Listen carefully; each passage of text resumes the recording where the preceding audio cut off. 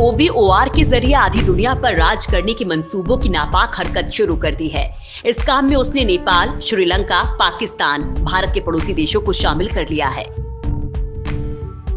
हालांकि चीन इस प्रोजेक्ट का हिस्सा बनाने के लिए दुनिया के 65 देशों को न्योता दिया था, लेकिन उनमें से सिर्फ 25 देशों ने ही इस योजना में दिलचस्पी दिखाई है। यानी 44 देशों ने चीन की इस योजना को बकवास बताया। भारत लगातार CPEC का विरोध कर रहा है, जो विवादित POK से होकर गुजर रहा है।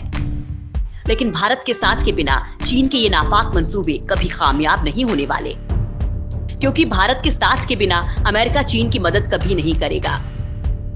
साथ ही भारत के विरोध करने के कारण दुनिया के कई बड़े देश चीन के इस प्रोजेक्ट को शक की नजरों से देखने लगे हैं। चीन के राष्ट्रपति शी जिनपिंग ने साल 2013 में वन बेल्ट वन रोड परियोजना के आइडिया को दुनिया के सामने रखने के पहले से ही भारत को घेरने की रणनीति बना ली थी, लेकिन चीन अब तक पूरी तरह कामयाब नहीं हो पाया। चीन के अब तक के सभी कूटनीतिक वार खाली गए हैं। इसी बीच PM मोदी ने भारत के सबसे भरोसेमंद देश मॉरिशस के साथ मिलकर चीन के खिलाफ ऊर्जा कूटनीति की एक चाल चली है, जिसके बाद चीन का चक्रव्यूह टूटना तय है। OBOR के समिट पर चीनी राष्ट्रपति शी जिनपिंग के दावों ने भी कई देशों के लिए संदेह पैदा कर दिया। OBOR को लेकर कही गई बातें दक्षिण चीन सागर, तिब्बत और अरुणाचल के मसलों पर मेल नहीं खा रही हैं। थोड़ा पीछे चलें तो हमें पता चलेगा कि दुनिया के कई देश चीन के कर्जे में फंसे हुए हैं। अब चीन ने खुद की आर्थिक मजबूती के लिए न्यू सिल्क रोड का सहारा लिया है।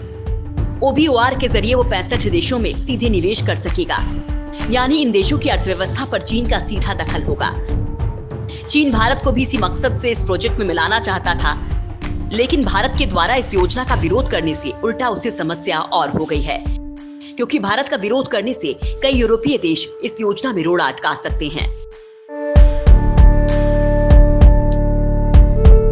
Team India links.